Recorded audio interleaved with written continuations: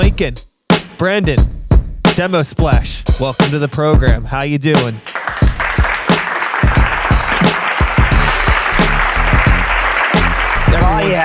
Everyone's really happy that you're here.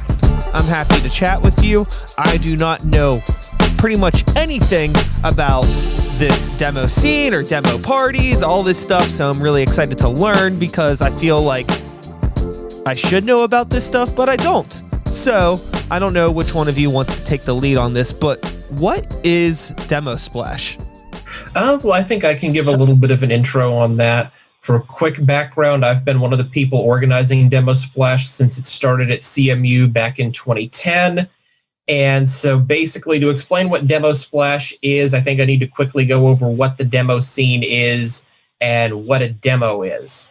So, a demo in the music world might be like, something a band goes and records in their garage to go shop around to labels and try to get exposure.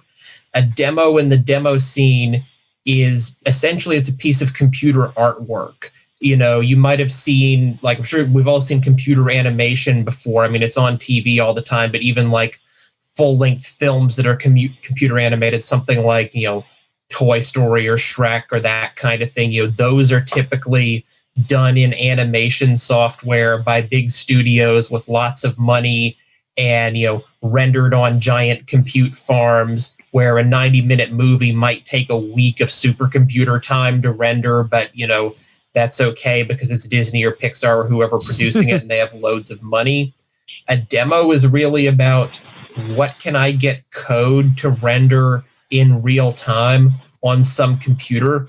It's not just like a video that somebody made in Blender or Maya or whatever that you're going to go watch. It's literally a computer program that's drawing the things you see on screen and playing the music you hear in real time.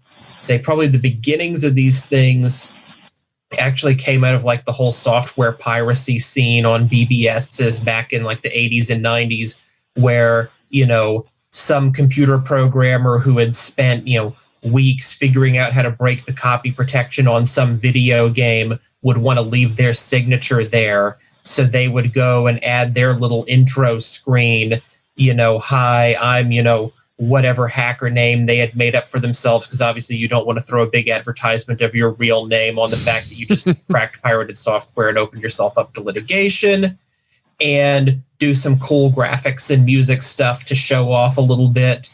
People thought this stuff was cool. Then it got to the point that, people actually thought the little graphical intros were in some ways cooler than the pirating software and less likely to land them in jail. So people started focusing on making those, making them longer, doing more cool stuff with them. And people would have demo parties where they got together, watched demos. People who were writing stuff would, release their new productions, their new demos there, like submit it as a program. People would run the program, try to put it up on the biggest monitor they could find. People who were at the party would vote on it. It's always been more popular in Europe than it has really here in the US. And it was more popular years ago than it is now, but it's not dead. It's still not as big in the US as it is in Europe, but it's definitely not dead. And basically what happened was the computer club at CMU had for at least a decade or so been doing this event called Demo Night, where the club would drag out a bunch of their vintage computers and screen old demos on the original hardware. And maybe if somebody had a modern gaming PC with a nice graphics card, they would go try to show off some of the modern stuff. And one year, in late 2009, early 2010, we started saying, this event is a ton of work. We spend weeks preparing for it. We make up T-shirts. We do all this kind of stuff. And we haul 500 pounds of computers into a lecture hall at CMU for one night of screening demos that's only really attended by maybe 20 or 30 students. What if we tried to make this a longer event and opened it up to the public? So we initially started out just wanting to be kind of a demo watching event, show off a bit of our collection, show off some of these classic demos we thought that were cool. But what happened was we put up a website, demosplash.org, advertised our event, talked about it, and we got a couple of emails from people saying, hey, how can I submit a demo to your competition? And we're thinking, well, gee, we weren't really planning on having competitions because there aren't that many Americans who write these things. But, if you want to submit something cool, we'll definitely screen it and we can send you a shirt or something. So that was back in 2010. Then for the next year, 2011, I actually think I might be wrong on that. I believe 2011 was the first Demosplash. Yeah, it was October 2011 was the first Demosplash. That's all on the website. Feel free to edit out that goof there if you feel like it. But, in 2011, we do this first Demosplash, get a couple of competition submissions basically completely unsolicited. Then for the next year, 2012, we decide, why don't we go all out and actually advertise competitions, try to have a real US demo party, see if people will submit stuff to it. And we got a fair number of submissions, and basically it's kind of just been growing each year in terms of getting new stuff submitted, getting more people coming in. It's really cool when we actually get students who are at the university to submit something, even if it's just like a piece of static artwork or something. It's cool to get the students involved. And we've actually gotten well known enough that we get the occasional person actually coming from Europe to go to this event in Pittsburgh, which to me is, one of the people 10 years ago who was talking about, hey, wouldn't it be cool to try to do this thing? The fact that now people are coming, from Europe, the home of the demo scene, to come to our event is just so cool. That's really, really cool. And it's awesome that it's been going now in some capacity for, a decade now as Demosplash. But as you had mentioned, even a decade prior to that, just as a somewhat annual thing that you would just do for one night, but it was more contained with people that were in the school and into this scene. In fact, I might even say it's been going for somewhere between 20 and 25 years prior, probably 1985 to 1990. A lot of people consider sort of 1990 to 1995 to be a golden era for demos. So, definitely it was going 10 years before that, but I'd say it probably even longer. The first cracks that Lincoln was talking about, where we would see, they call them cracktros, which is crack intros. We started seeing those in the early 80s. And then, people were constantly trying to one up each other's cracktros and, be like, well, you can put a spinning cube on the screen. Well, I can put a star field and a spinning cube and a logo and play a cute little chiptune ditty. And, everyone was just kind of trying to one up each other before they said, hey, you know what sucks? Cracking games. Let's just make these. Yeah. And that happened in a cracktro that they played at a party in it was either 1992 or 1993, a famous demo group called Lemon. Just inside of their intro was software piracy hurts our computer scene and the developers we love. What's the point of cracking games? Let's just make demos. Totally. So that was a big turnaround. Now, Brendan, how did you get involved in all of this stuff? Because both of you, this is a pretty niche thing to be into, but I find it fascinating when people have very specific interests like this. So, starting with you, Brendan, what was your journey into this? So Lincoln and I were actually talking about this today. And it's interesting. Lincoln has been running Demosplash for with all of the CMU Computer Club for a long time, and my first demo party was in 2016 when Demosplash actually invited me up as a music performer.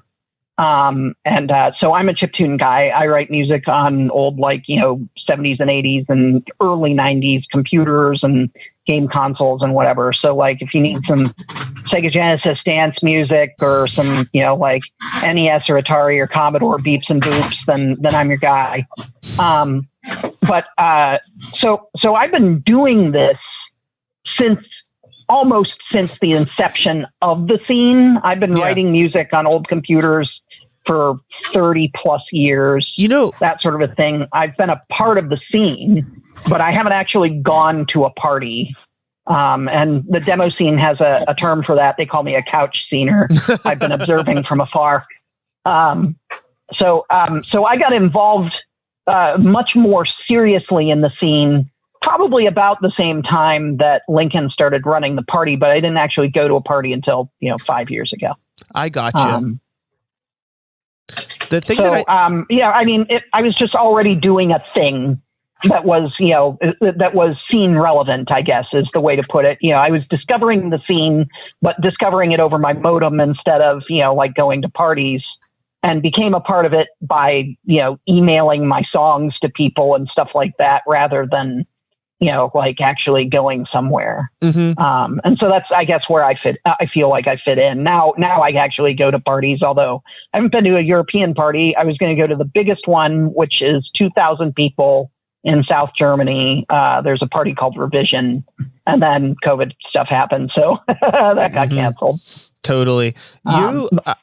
I can definitely relate to you in a strange way in terms of the music aspect of things and being kind of like, a couch participant of my music scene. Cause like when I was in middle school and high school, I got into like making beats and electronic music, and I didn't know other people that were really doing it. And I like happened to like see that there was a show one time, and I went to this show, and there was like other people that just had, like some people, there was one guy that had a Game Boy and was doing his thing. And then somebody else just had like some Korg Elect Tribes playing some beats. I was like, you could do this? Like you could take this stuff out and play stuff for other people?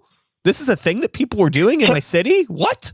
This is super cool. Did you go to the Berg, or where was this event? I mean, probably Garfield Artworks was some of the first ones that I saw in Pittsburgh. Manny was doing a lot of stuff there. And then there was some other things. Now I am 34 years old, so I'm maybe a little bit younger than both of you. I don't know how old everybody is, honestly. But it was. I'm the old man in this chat, I think. But it tends to, whenever I'm having conversations like this with people, I always tend to be like a decade under everybody else. But the one thing that you had mentioned too, Brendan, talking about getting into making music on these platforms, at the time you were getting into it, they weren't like vintage platforms. This wasn't like a niche way to make music then. It was kind of like, this is just how you make electronic music at the time. And now it's become this weird nostalgia thing. But for you were like just doing it at the time because those were the tools that you used. Yeah, for me, I was writing Commodore 64 or like DOS PC music or whatever you want to, like these kinds of songs on these machines when you could buy them from a store. Yeah. I mean, not that you can't buy a PC from a store now, but you can't buy a Commodore 64. Like I witnessed the introduction of the Game Boy, and you couldn't actually. This is one thing that actually is. I mean, everyone will hear this and be like, "Oh yeah, sure," but like maybe it doesn't occur to everyone when they're thinking about it. I saw the introduction of the Game Boy in 1989, but you couldn't really make music on a Game Boy except for maybe using the like Game Boy camera thing. There was no other way to make music on a Game Boy until the year 2000 when Little Sound DJ or LSDJ came out for the Game Boy. So, like a lot of people see that as kind of the beginning of chiptune, but this was happening much earlier. It's just that this brought in the availability of LSDJ brought in kind of a second wave of chiptuners and kind of revitalized the art. You said there are two famous chiptuners that started a large chiptune festival in New York City called Blipfest. And that would be Noel Sleep or Jeremiah Johnson and Bit Shifter, who is, why am I blanking on this? Josh Davis. Like Josh and Jeremiah, really kind of started using tools like LSDJ. There's another one called Nano Loop. And there was this kind of club, if you want to call it that. I mean, it more identifies as a label called 8-Bit Peoples, that they were major players in and that sort of a thing. And so they started bringing in performers that were, like doing this sort of thing. But like, again, the people that were probably the first chip tuners, you could argue that the people that were the first chip tuners were actually the game composers for some of these old systems. Like they were musicians trying to make electronic music. It just happened to be geared towards a game. But, just because someone writes a movie soundtrack, does that mean they're not a symphonic composer? So, like these are really the first, like electronic composers on those platforms. And Sure. then the demo sceners that were doing roughly the same thing at roughly the same time. Not a part of the same community, although there was some intersection. For example, Jeroen Tel is very famous for a lot of Commodore 64 game soundtracks, and he was and still is a big player in the European scene. There was a presentation, the most recent in-person party that I've been to was at Party in Boston, and actually Lincoln was also there, and Jeroen Tel had a track in a demo that was presented at App Party. So like he's still active doing stuff. So it's interesting to see, like a name that like I grew up playing games with, like this guy's music in it. Yeah. But now he's a guy that I know and talk to on Hangouts, and like, I'm a part of his scene and that sort of a thing. So it's interesting how you can like join from afar, but then suddenly, go, like you said, go to shows, get sucked in, meet people just like you, that sort of a thing. And that's what you learn is that like, if you go to Demosplash, you'll learn that there are a whole lot of people that share, even if you're not like, you don't consider yourself a scener, you'll go to an event like this and you'll discover there are a whole lot of people like you, or at least into an aesthetic that you appreciate. Absolutely. So this year, I went way off track, by the way. No, it's all good. Did I answer your question? Listen. It's a podcast. It's supposed to go off track. That's, people that listen to these things, their brain's all over the place. They don't want anything focused. They need everything. Overstimulation. It's 2020. We need it all. So speaking of Demosplash, it is happening online this year, November 20th and 21st, correct? Yes. I guess let's talk a little bit about that specifically. And then Lincoln, I'm curious about like your contributions and like how you got into this whole demoing scene as well. But first, talk about Demosplash. So Demosplash historically has always been an in-person event, but watching a stream and having a video stream on the internet has been a part of Demosplash since the very beginning. That basically, because we recognize there's a ton of interest around the demo scene in Europe, we wanted to be accessible to that crowd without them all having to buy plane tickets and come to Pittsburgh. So we've had a stream since the beginning. Like there are some adaptations that we've had to make to try to do this as a totally online event. We're having a fair bit of talk now. Historically, what we've always done is brought all of the hardware, all of the old machines, all of the video and audio conversion hardware we need to do something like take an old TRS-80 or an Apple II GS and get the video out of that onto like a big HDMI projector. Yeah. We've just brought all of that stuff to a central location, an auditorium at CMU, and ran the event there. But this year we're having to discuss, basically it looks like for each platform, whoever has that machine at their house or knows how to use it or something is just going to have to stream the video of them operating that machine and running whatever demos they are from their house. So it's probably going to be like myself and 2 or 3 other guys basically switching back and forth, who's running the show at the moment based on who has what piece of hardware. And, talk presenters that we've typically brought to Pittsburgh will be, calling in over video conferencing to give their talks, and we'll have to do Q&A over like IRC or some other sort of chat versus having people in the audience do it. I guess one adaptation, probably a good laugh here, that's been a bit of a relief for us is deciding what food we're going to serve at the event is always good fun, because food is the ultimate piece of bike shed discussion when you're planning an event everybody has an opinion on food and they will make it known loudly and repeatedly.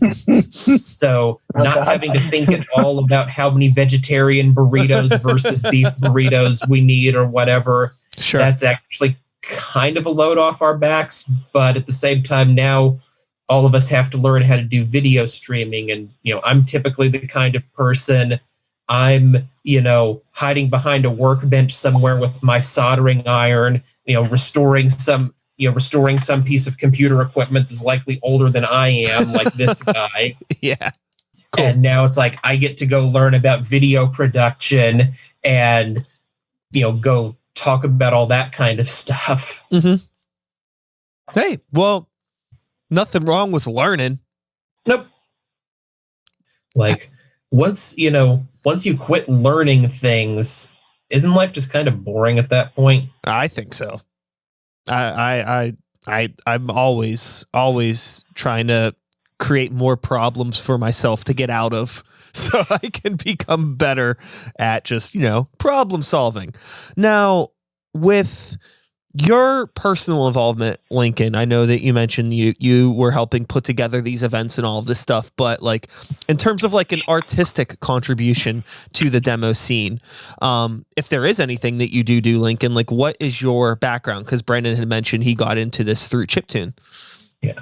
So the major contribution I've given to Demosplash over the years has largely just been repairing old hardware, making it physically available, that sort of thing. Gotcha. But, that's important. Some of the computer club people, like some of us who organized the event, some current students, some alums, that kind of thing. I graduated a few years ago, but we've actually written some demos before. It's kind of funny, really, because it's a thing that people had talked about before that we thought, oh, gee, no, we couldn't do that.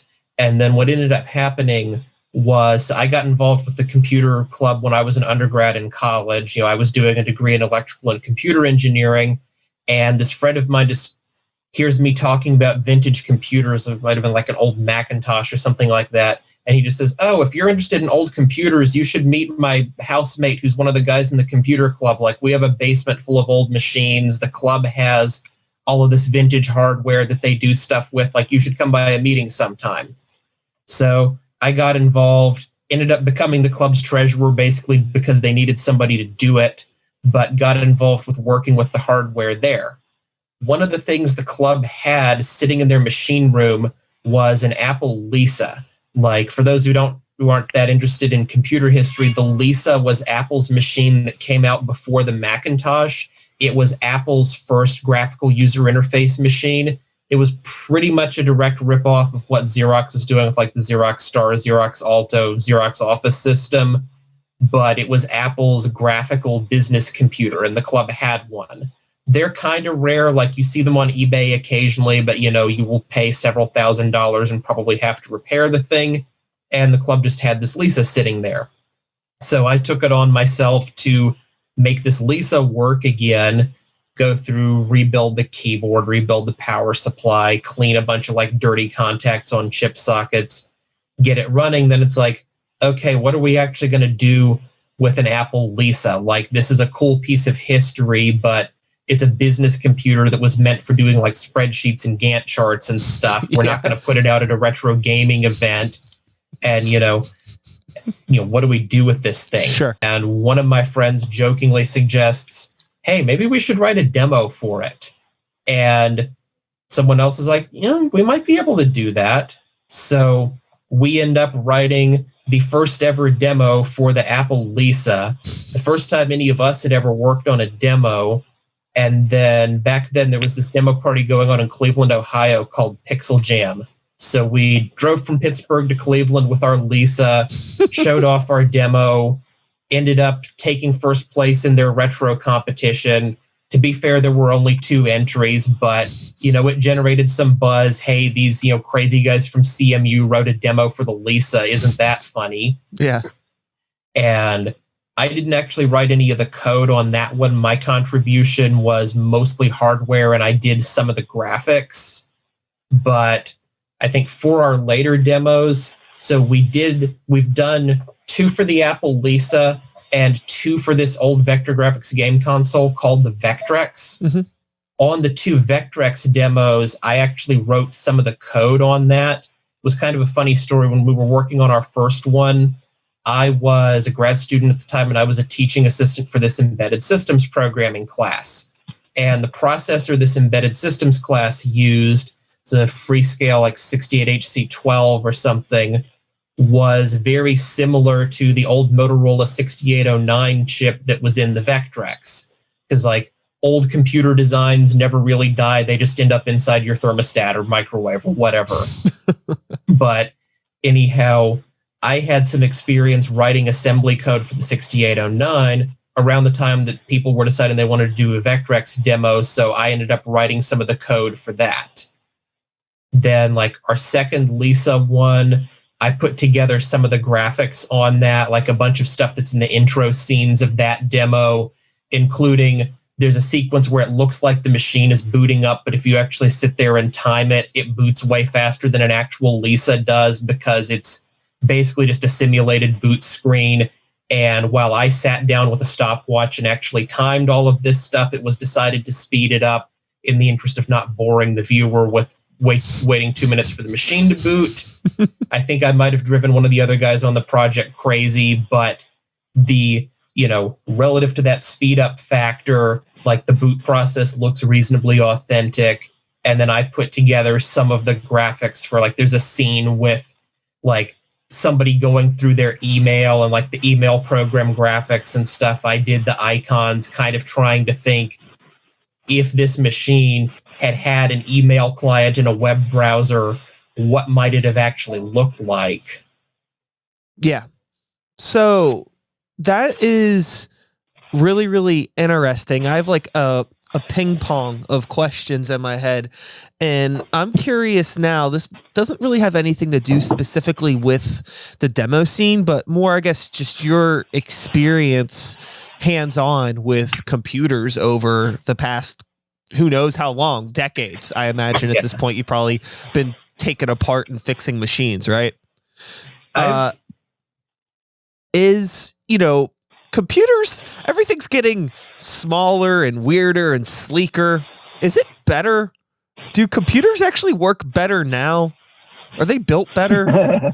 They're so much more powerful. Like your smartphone, even if you have like a cheapo phone, but like the phone I have sitting next to me, which isn't a terribly high-end phone, and it's also like 2 or 3 years old, is more powerful by quite a bit than the laptop I had when I was in college in like 2007, and that was a fairly nice laptop back then. And even like my circa 2009 iPod Touch had more RAM, a faster CPU, and more storage space than like my family's first desktop PC. Yeah. So in terms of what you can do with it, the technology's gotten so much better. The things that are kind of annoying is because technology has improved so much on the hardware side, software is not written as efficiently as it used to be. If you look at like Windows 3.1 fit onto 6, 1.44 megabyte floppy disks. These days, as I found out when I was fixing a laptop for somebody last year, the Windows 10 install image is now so large, like it's bigger than 4 gigabytes. It's now so large that creating a bootable flash drive of it on a Linux machine is a real pain in the neck. Okay. So code bloat has kind of gotten ridiculous that, if you went and looked at, if you open up Microsoft Word or LibreOffice Writer or whatever, and you go write a word processing document, unless you're doing some really, really, really advanced stuff, you could probably go do that just fine, just as well on like an old version of ClarisWorks on like a Motorola 68K Macintosh from the early 90s, because a lot of those workflows haven't really changed that much. But at the same time, we can do stuff today like, you can stream 4K video over the internet when like back then streaming video at all at, 1200 baud was just not going to be a thing. Mm-hmm. There's like so much stuff that annoys me about like operating systems. I use Mac and Windows every day just because I have so many different computers for different things. And like I hate that, like, every little thing, like whenever you take something out of the box, it's like everything's animated. Like, why does everything have to be animated? Why does everything have to like blip and bloop and all? It's just like annoys me so much. it's just like I just need it to work. I don't need like my little icon to do a little jig every time I open the. It's like, and I know that those things, while it may not be taking up that much memory or processing power or whatever, it's doing something that like I need my computer to do other things. It does actually. Yeah. It's sorry, I didn't mean to interrupt you, no, but it actually does. And if you disable all of this crap, your computer can be like twice as fast as it is. And so that's one thing that really annoys me about this. And just what Lincoln's talking about, we've really gotten lazy at writing code. Like to give you a number, a Commodore 64, which is certainly not top of the line even in the 80s, right? But demos are written for this, so let's make it relevant. People write demos that play CD quality audio and do poor but passable 3D graphics and stuff like this in the demo scene on Commodore 64s. The Commodore 64 is 1 megahertz, which is approximately half to 1/6 the speed of a graphing calculator. Or if you have a slow laptop, 1/2000th the speed of one of the cores on that laptop.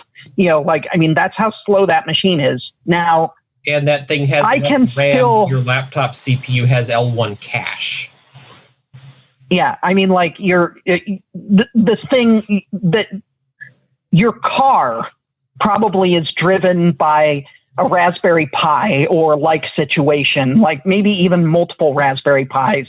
These computers are also 2,000 times as fast as a Commodore 64. And although you're not going to get a graphical windowing environment, it is possible on a Commodore 64, but you can send email from a Commodore 64. Like, you can do the BS things that people that are like, I don't need a fast computer, I don't need a powerful computer. You can do those things with, like something that's old. Now, no one would want to, and it would be really sluggish when you're doing it. But like, if you use an old enough browser and, like that sort of a thing on an old enough computer, you could possibly even do it as well or better than someone using a whiz-bang brand new, i9 or Ryzen or whatever with Firefox or Chrome or, sure, the newest versions of that.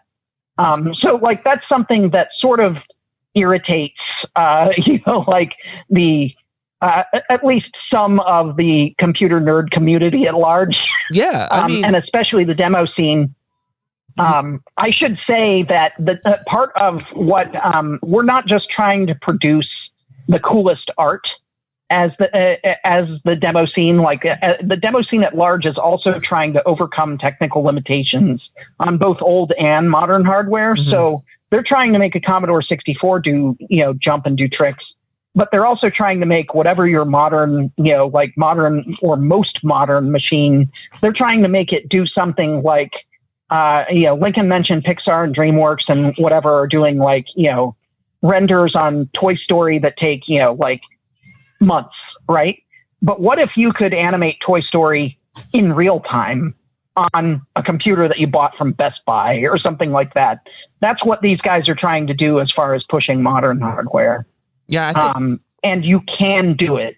Oh yeah, I think it's super cool. I think it's really important to push the technology further in a productive way because, without little scenes like this, like how do these things really grow? I feel like most of the people that probably end up really making waves in terms of making something like a Toy Story happen, they're probably people that were doing things like this, a decade prior to being in Pixar.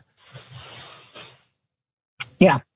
In fact, a lot of effects that you see in movies or in games really just if you see a graphic effect somewhere, there's a good chance that it happened in the demo scene 3 years ago. Sure.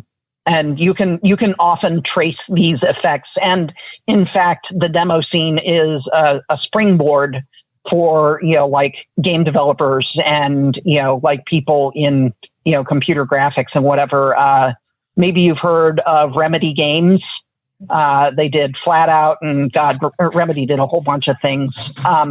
but Remedy Games, who has written PS2 games and PC games and whatever, got their start, or a lot of the people in it got their start. Oh, Max Payne is another good example. Mm-hmm. They used to be a demo group called Future Crew, who wrote the most famous demo in the world, probably Second Reality. Or if you look at the Xbox Riddick game, or if you look at Payday 2, those are both written by Starbreeze Studios, who got their start as Triton, one of the same demo groups that competed at some of the demo parties with them. So a bunch of these groups evolve into, studios that do graphics and stuff like that. So, and they'll bring their old tricks. There's a famous demo called State of the Art for the Amiga, which is another computer that probably a lot of people won't recognize. But the point is that this on an 8 megahertz computer, which is not very fast, they managed to figure out a cool thing that draws triangles really fast, and they use the triangles. Instead of using them as 3D polygon animations, they actually use it to draw full motion video. Wow. And so they wrote some sort of thing that does complicated math and takes in screen grabs from something they took a camcorder out, and one of the dudes that wrote the demo, his girlfriend was a dance major or whatever, and did competition dance and was placing in dance and whatever. So he was just you and your friend, will you go out to a field with me that's very nondescript, and we're going to, record some stuff on a camcorder. And then they ran an algorithm on it that separated the dancers from the background and, converted it into triangles. And you can save, this computer music video on a single floppy disk with music, synchronizes everything. This guy got hired by, worked in a game studio or whatever, and created the game Winter Gold for the Super Nintendo, which was, you remember the Super Effects and Star Fox? I've been wanting to bring up that damn chip the whole time, and I just haven't been able to bring it in yet. But that's the one thing I've been thinking about it. I keep thinking about Star Fox because that's my point of reference as a kid.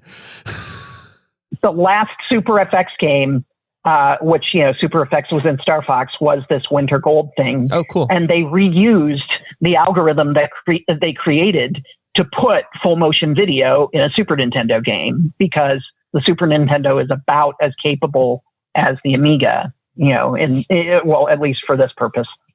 Yeah. So you see this stuff get reused and re-abused everywhere, and it's kind of fascinating to sit back and watch it if you know the history of some of this stuff. Yeah, I imagine, like anything that you do creatively, once you're behind the scenes, you just view things and you interact with things in a different way. I can't listen to albums now without being oh wow, that snare drum sounds weird, or some nitpicky thing that nobody else gives a shit about but people like me. So yeah. I imagine it's probably really similar for you, Brendan, and Lincoln, in terms of you probably can't look at anything, you boot up a computer and you're how these animations happen, or why that thing is bouncing, or all the ins and outs, and I just imagine it is really, really weird interacting with any technology, because it's everywhere now. It's not this niche thing like it was even 10 years ago. It was a lot different. It was oh wow, these iPods are cool. I mean, now it's nuts. You can't go to a fast food restaurant without there being some touch screen thing that you can order food on, and it's wild. I don't know. It's just everywhere, in every facet of everything. Yeah, sometimes it feels a bit much. One thing for me, going back to between the thing that really excites me personally with the demo scenes, that I'm interested a lot in computing history and vintage computers. I could tell all sorts of stories about that stuff. But so the thing that interests me the most is just seeing what people can push this, ancient primitive hardware to do. Actually, one of my favorite platforms to look at demos on, I won't say that these are the best demos or even the best retro demos, but just to see what people can do with it is the original Atari VCS, the original late 70s fake wood grain game console that you plugged into your TV, and the graphics looked really cheesy because like the video hardware was so primitive. The CPU, it's the same 1 megahertz chip that's in that Commodore 64, but without the really nice video and sound hardware, and with way, way, way less RAM. I think like 128 bytes or something. I'd have to go look at the exact specs. But seeing what people managed to do with that thing never fails to amaze me. I've seen real-time 3D spinning objects on screen. I've seen people do all kinds of stuff that probably the guys at Atari who designed that chip would look at that and be like, wow, I designed this thing and I'm impressed that somebody made it do that. Mm-hmm. So then coming into the world of modern technology, it's a little frustrating to me to think somebody was doing 3D wireframe rendering on an Atari VCS, and I open up, a coffee maker, and the CPU in that coffee maker is more powerful than what like my laptop I had when I was in high school, because I had like this old 90s laptop, is more powerful than that. That I get why they do it, because this stuff is so cheap now. Like the cheap little CPUs that would go in something like a thermostat inside that coffee pot, inside your oven that now has a color touch screen instead of just a little green 7-segment thing that tells the time and beeps at you. Those things are like $5 or less. Like they cost less than a burger. So I get why the companies use that rather than using like the $1 processor and having to hire some really serious programmers to do it all compact and neat and stuff. But still, just to me, as someone who appreciates that minimalism, appreciates the artistry it takes to do something well under constraints, I just look at a lot of modern technology, and even like going back to your complaint about, why do icons need to bounce on my computer screen when I just want to check my email? I just look at it and I think this could be done better. Yeah. I don't need everything that I own to be smart. The concept is cute, but like I have a friend that has all smart lights in his house and he can like change all the colors on his phone. I'm like, this is cool, but like, I just need light. And like, I don't need a smart toaster. You know what I mean? If I don't toast my bagel properly, that's on me. I don't need to be able to control, the color temperature of my bagel through a smartphone. But like, people are into it. Yeah, I'm totally with you on that stuff. The whole smart devices thing. I have very little of that kind of stuff. Like my toaster is like a 40s or 50s design toaster that was made in like the 80s or 90s. Funny fact, it's actually the same toaster that's on the album art for Weird Al's Dare to Be Stupid. I noticed that a couple of months ago. It's an old Sunbeam toaster. But yeah, like I don't want an app on my phone to turn my lights on and off. Mm-hmm. Like I get the convenience, but a lot of this smart stuff, it's not well designed to begin with. And there tend to be like glaring security holes that all sorts of stuff, like a lot of these, DDoS attacks on websites and stuff come from like cheap wireless routers, cheap home automation stuff that was just hilariously poorly secured. Or, think about this, you go buy a bunch of Internet of Things cameras, put them in your house, including inside your bedroom. Some people do this. And then it turns out, oh, those things had a security bug in them where like anybody on the public internet can go watch video that's inside your house. Yeah, real cool. And then on top of that, how many of these things say a company makes this cool Internet of Things thing, you like it, you think the app's cool, you think the technology's cool, you buy it, put it in your house, then that company gets bought by a bigger company. The bigger company just wanted the patents and the people. They don't want to spend the money to run the servers that make your thing work. And now you have a pretty electronic doorstop. Yeah. The light switches in my house, some of which are like the original on-off switches from the 50s, those still turn on and off. And if one breaks, I can go to the hardware store and buy another for like $3. Mm-hmm. We're having this conversation just about like, the power of chips, and all these years later, people still finding ways to push the Atari to levels that, people didn't realize that they could in the 70s or the 80s or the 90s.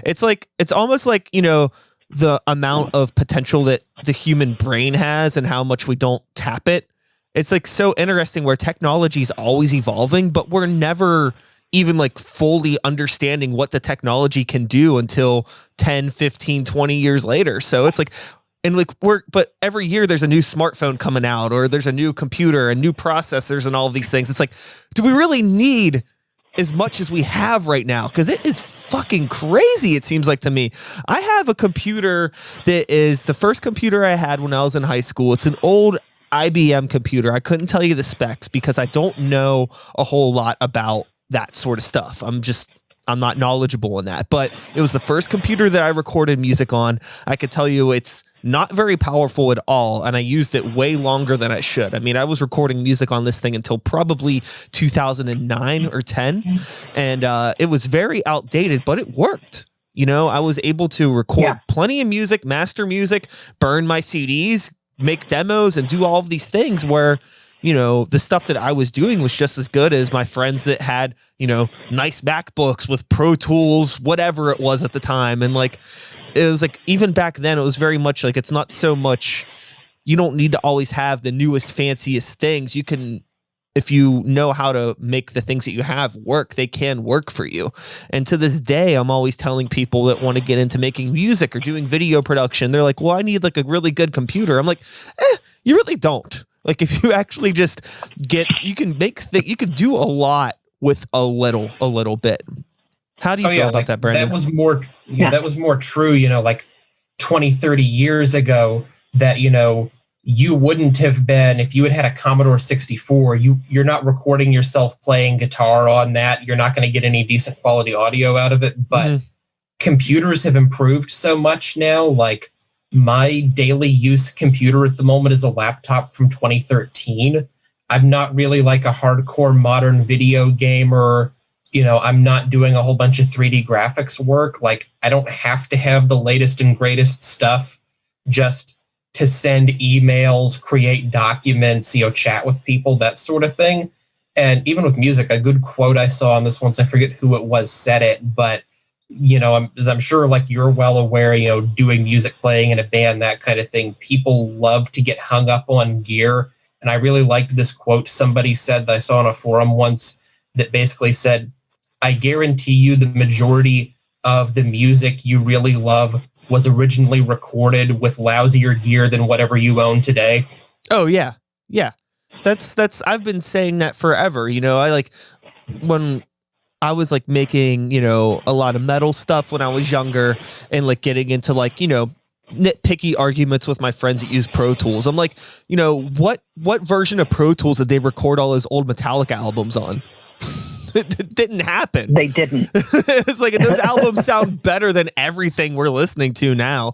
So much goes into just actually like learning the craft and not needing a computer to do everything for you. I mean, to this day, I have objectively nicer equipment than that old computer I was just talking about, but I run into way more issues with like weird latency and all this stuff on my new computers than I ever did on that old thing. It's so strange. It's just like there's all this weird, I don't know. It's like they try to make things work too nice. And it's I don't know. Brandon, can you help me out here? You could say if we knew then what we know now, except 2020 has kind of proved that wrong. But you know, I don't know. I think a lot of people, we could make these comparisons. I think people like comparisons. You mentioned like, and Lincoln talked about pushing, you know, the Atari 2600 to the max. I think people don't know why, other than the fact that it's old, right? I don't think people know why the Atari 2600 is such a pile of junk. Like, it's a miracle that you can play games on it. And I think the two things that we need to, you know, like address so that people understand why anything happening on the 2600 is a miracle are, one, how much memory it has. So how much, you know, I mean, do you know what a byte and a kilobyte and a megabyte and whatever is? Yeah. So how much memory, and we've established, I'll go ahead and give you a clue, right? Like the Commodore 64 is called that because it has 64K of memory. Wow. So, I mean, that's like, mind blowing right there. But so 64K of memory is, like on the floppy, like literally floppy disks that we held back in the day. One side of that floppy would hold 180K. So the memory on the machine is literally not even, like it's a third of, like what you can hold on a side of the disk. All right. So we've established some like basic parameters for how much memory is. How much memory do you think an Atari 2600 has? I don't know. It's going to be less. I'm going to go with 8. Crappier. 8. Less. Oh, wow. 2. Less. 0.5. Or was it 1? Or less? Less. To both. Okay. All right. It has. I'm just gonna blurt it out because like I don't want to. You won't be guessing forever, but it is 1/8 of 1K. It is 128 bytes. Wow. Which is basically a tweet. Back when Twitter didn't allow 280 characters. Yeah. A tweet worth of RAM. Mm-hmm. 140 characters is a tweet back then, and 128 is what you get from an Atari 2600. So let's make this more complicated just a little bit. Most game systems, in fact, one might argue almost all game systems have something called a frame buffer. And this is like your video card has a frame buffer. Like you go out and you buy a video card and your video card's like, yeah, it's got 6 gigs of RAM or whatever on a new video card or, whatever it has. Right. And in that memory is literally just a piece of RAM that gets drawn to the screen the whole time, right? So it's a picture of what goes on the screen in memory. And the job of the video card, the first and foremost job of the video card is just to get whatever is in that frame buffer onto the screen 60 times or 120 times a second or whatever your refresh rate is. Okay, so most game systems or whatever have this section of RAM called frame buffer, which might be part of system RAM, might be separate, whatever. And, the Atari 2600 doesn't have that. So, like people might be like, oh, well, it has 128 bytes of RAM, which is, like complete and utter BS, but at least it has a frame buffer so it can draw a picture from RAM. No, it doesn't. So the way the Atari 2600 draws what's going on the screen is it has something called a line buffer instead, which tracks maybe like 4 different times that it can change whatever color the gun is drawing while the picture is being drawn onto the screen. So your program, like most people would write a modern program that think of like an indie game that has 2D sprites or something like that, right?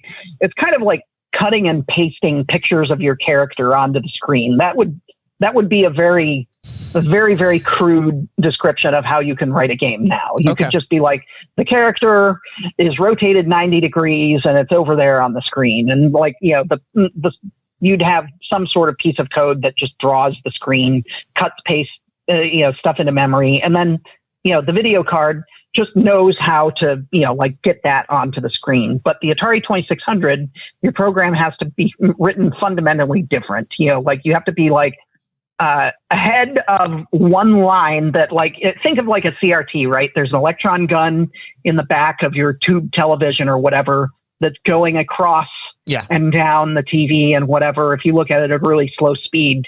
So it has to know one line ahead of whatever line or row that it's on when it's going to change color 4 times. Okay, change to purple. Okay, change to orange. Okay, change to brown. So your program has to be written to know those things. Yeah, so that's and you don't get any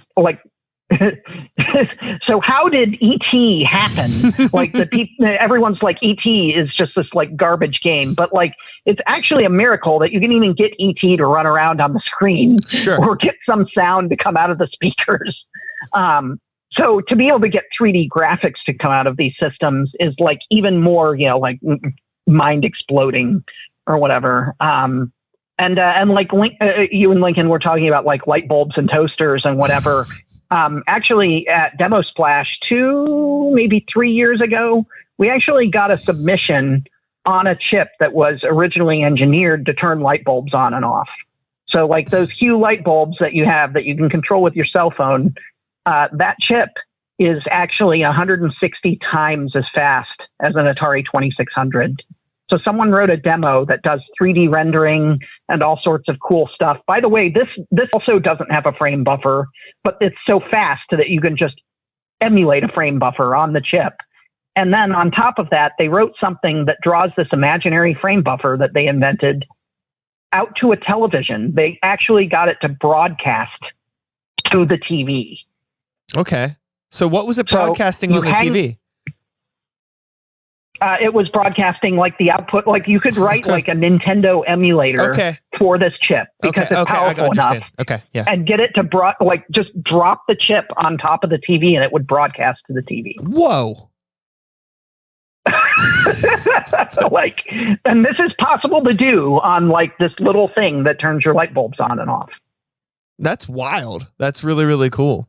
So this is the kind of stuff that the scene is and this is the stuff that I'm, like to go back to your like original question, what are you thinking about when you're like, looking at the smart stuff and whatever? And I'm thinking like, man, they're really wasting, why did they put a Raspberry Pi in my fridge when they could have used like some old thing? As it turns out, it's like Lincoln said, it's a $5 thing that they could just put in my fridge to figure out the temperature, but they could have done this with something smaller. Yeah, because you're talking about the ESP8266 demo, right, Brendan? Correct. Yep. Yeah, the development boards for playing around with those that this thing got submitted on, you can buy those for something like $4 or $5.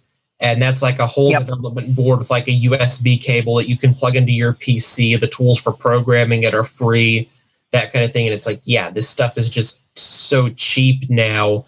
And somebody was literally able to, as Brendan said, get that to generate like an analog TV broadcast signal, like literally the kind of signal that would have come out of like a TV station's transmitter back in the days of analog television. I mean, obviously not at the like 500,000 watts of power or whatever, because that would get the FCC knocking on your door. But like if you got it close enough to a TV, it could pick that up on whatever channel, just like, watching TV back in the day, with a $5 chip that was intended to go in like smart light bulbs and smart toasters and stuff. That is really, really cool. Is there like any, like maybe one or two other things that really stand out from the past few years that was like super mind blowing that happened at Demosplash? Heiko's demo was really cool. Like I find that, so these demo competitions are separated into categories. Like there's often a retro category, and then there's a modern category, and then they have like a music competition and a graphics competition. But I always love watching, there's a category called Wild, or a lot of parties have something called Wild, which is basically just, like this piece of hardware doesn't really fit in with the other pieces of hardware, or it's not period, it's not modern, it's somewhere in between, or someone hacked their old piece of hardware or whatever.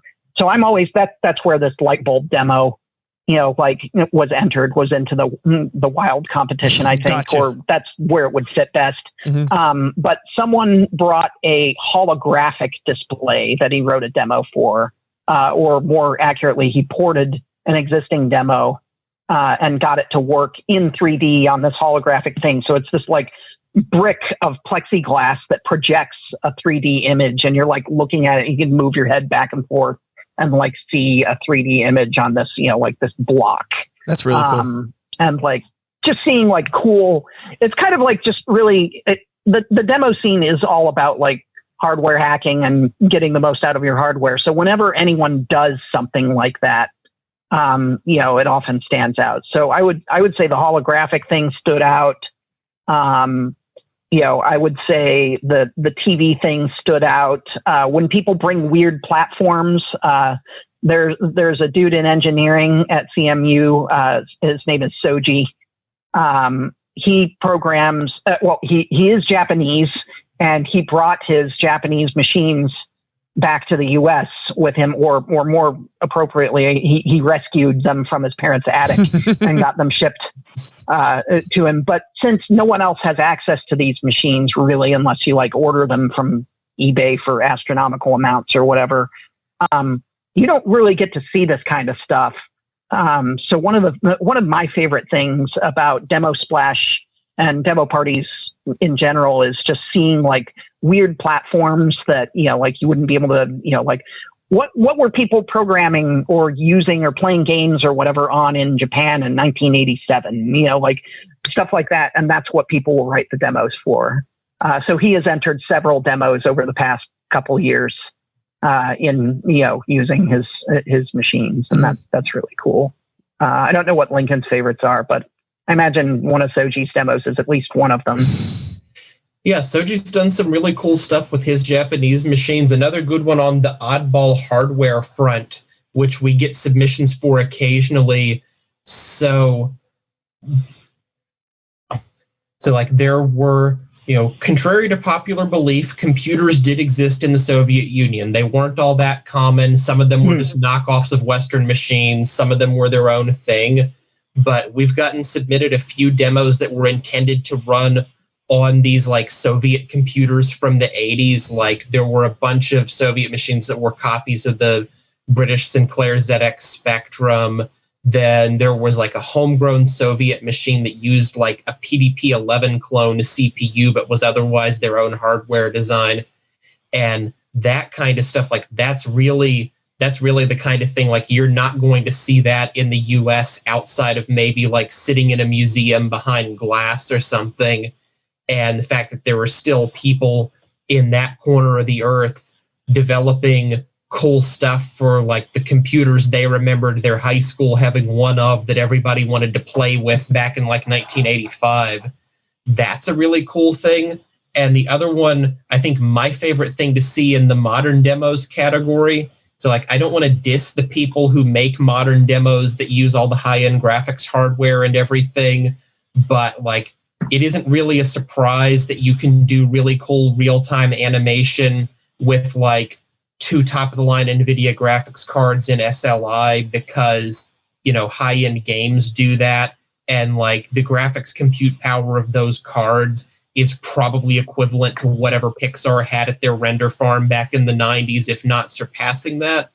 But there's a category of modern demo, the size constrained demos, where like the size of your program once it's been compiled is constrained. So like there could be like a 64K one, of your entire program has to be 64K. 4Ks are also pretty common. You see even sometimes down to like, 6428 bytes. Demos smaller than like 64 bytes or so often don't do anything that interesting, basically just because the way modern PC hardware is, the code, the assembly language instructions are bigger than the assembly language instructions of like a 6502 or a Z80 from an 80s machine. So it takes more code to print hello world on screen than it would on like an Apple II. But there have been some really good 4 kilobyte demos that are actually doing, real-time 3D graphics in high definition. They'll have music playing that isn't like, BB one note square waves, but, sounds like real music. And once again, for me, going back to the love of just seeing people push the envelope, pushing the envelope of what can I do on a top of the line modern machine, in the smallest possible amount of code. Those are really impressive too. Because like a lot of these modern demos will be, the demo may be several hundred megabytes or more because there's, 3D models, there's pre-recorded music, that kind of thing. But doing the same stuff without pre-recording anything in a file that's smaller than a blank Word document is pretty cool. Yeah, I think that's really, really cool, to be completely honest with you. I could definitely see why, the two of you and so many other people just kind of have like a huge passion and a love for this scene, because it's just like you're going to always come across things that you were never expecting, but with things that have been in your life for, the past 20, 30 years. And that has to be so fun just to be like, wow, didn't expect that. It's like, I don't know, like some band coming back 25 years later and writing a really cool song. Like, whoa, didn't know it had it in them. It's really, really cool. Yeah. So again, Demosplash is happening digitally, online only, November 20th and 21st. As we are wrapping up our conversation here, let everybody know where they can attend Demosplash and how they can find out more about it. So the website is demosplash.org. We do also have twitter.com/demosplash. We are on Twitter. We have a Facebook page as well. Those are both linked from the demosplash.org site. The video stream's probably going to be on scenesat.org, SCENESAT.org. Like the SceneSat crew, they were a really great bunch of people. Like I think there were SceneSat affiliated people in all different parts of the world.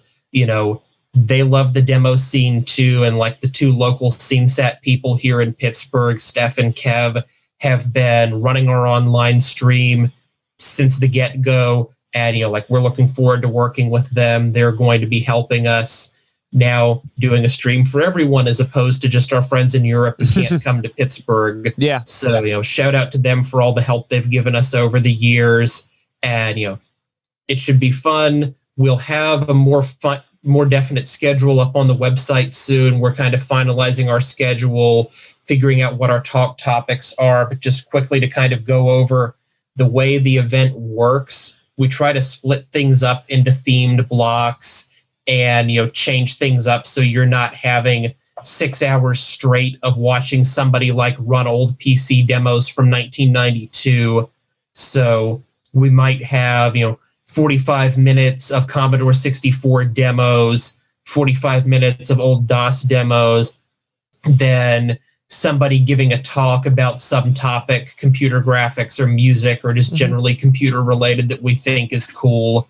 Then, we're discussing some other stuff we might do. Like we're thinking we might have someone who likes to do playthroughs of retro video games and stream them, do that as part of our event for a while. That, we're still working through the schedule, but then the exciting bit, it's all exciting to me. It's exciting to most of our attendees. If you can only spend a couple hours on Demosplash, the thing I would really recommend you do is look for on the schedule something called Compo Screenings. That's the competition screenings. That's when the new stuff that people wrote for Demosplash that they submitted to us to enter in our competitions. That's when we actually exhibit those live. So you'll actually be seeing stuff that nobody's ever seen before other than the people who wrote it, and whoever amongst the organizers has to go test it out to make sure it actually runs on our hardware, make sure nobody's trying to sneak obscene content we're not comfortable screening in, that sort of thing. So you're actually seeing brand new art that nobody's ever really seen in the public before.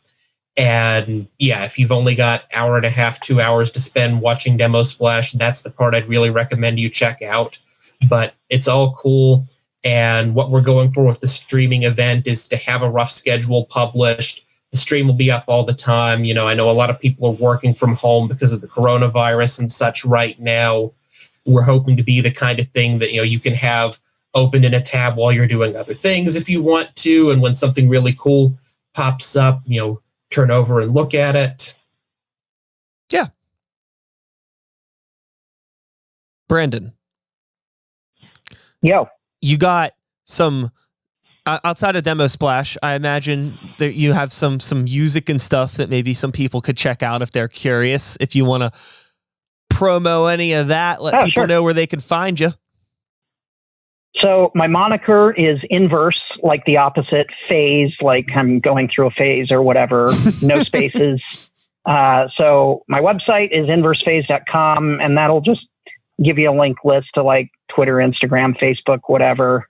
I am pretty noisy on social media, especially Twitter, but so you should feel free to yell at me or whatever, or ask me questions or be like, on that podcast you said, what did you mean? Stuff like that. Yeah. So that would be the easiest place to find me. I don't know what kind of music most of your listeners would be interested in, but I got a whole ton of tributes. My most famous work is I did an album called Pretty 8 Machine. Oh. And I enunciated the word 8, not hate, because you can probably guess what this is, especially after me giving a spiel about chiptunes. So that made me internet famous for 15 minutes or whatever. But there's a whole bunch of, like tributes done on old machines. I do original game soundtracks for people that are doing, like retro games now. They can come to me and be like, I'm writing a game that's going to come out on the Nintendo. Can you write authentic NES music that I can put in my game? And the answer is yes. Cool. There's a local Pittsburgh studio called Megacat. Yeah, I think that does this. And Megacat, like the idea is that their games, my music could actually be put directly into, like, I can send them the files that they need to actually put stuff in, like a Genesis or a Nintendo game or whatever. They did. Did they do Coffee Crisis? Yes, I believe they did. Yes. So, yeah. So anyway, don't expect to hear anything other than beeps or boops, except for maybe one album, which I'd like to shout out. It doesn't get as much recognition, but it's called Bitteration 1 Genesis of Consequence, and it is entirely Sega Genesis, like EDM jams. Okay, cool. So someone challenged me. The sound chip in the Sega Genesis is frequency modulation, FM, and if you make dubstep bass wubs or whatever bass wobbles are all built with frequency modulation. And I was, making this kind of, I was equating one to the other and being like, so really you could make bass wobbles on a Sega Genesis. They just wouldn't sound as good as like, something you did with Massive or whatever. Yeah, you don't. And someone was like, well, Brendan, then the next question is obvious. Why don't you make some Sega Genesis bass wobbles or whatever? So they challenged me to make Sega Genesis dubstep. I did. And then they were like, you have to do more. So I was like, oh God. Okay. So, then I did some stuff with some drum and bass and, some other stuff. So basically it's me kind of experimenting with, like trying to make techno of various, like genres on a Sega Genesis. So I'll shout out that sure. album. It's really similar to kind of like how you're trying to make a lot happen with very limited capabilities. But just musically. It goes right back to that. What can I eke out of this Commodore 64? What can I eke out of this Atari? Mm-hmm. It's just the music version of it. And in fact, what you hear in a lot of retro demos, almost all of it could be considered chiptunes. So like, my stuff can be used in a demo just like it can be used in a game. So, yeah. That rules. Well, as we round the train into the station we're about to get off, I just want to say thank you to both of you guys, Brendan and Lincoln. Demosplash, again, one more time, make some noise. November 20th, November 21st, demosplash.org. Check it out. Yeah, I guess I'll see y'all later. If anybody has anything else they want to say, now's the time. Otherwise, we're done. Yeah, thanks a lot for having us. You're very welcome. You're very welcome. Thanks, dude.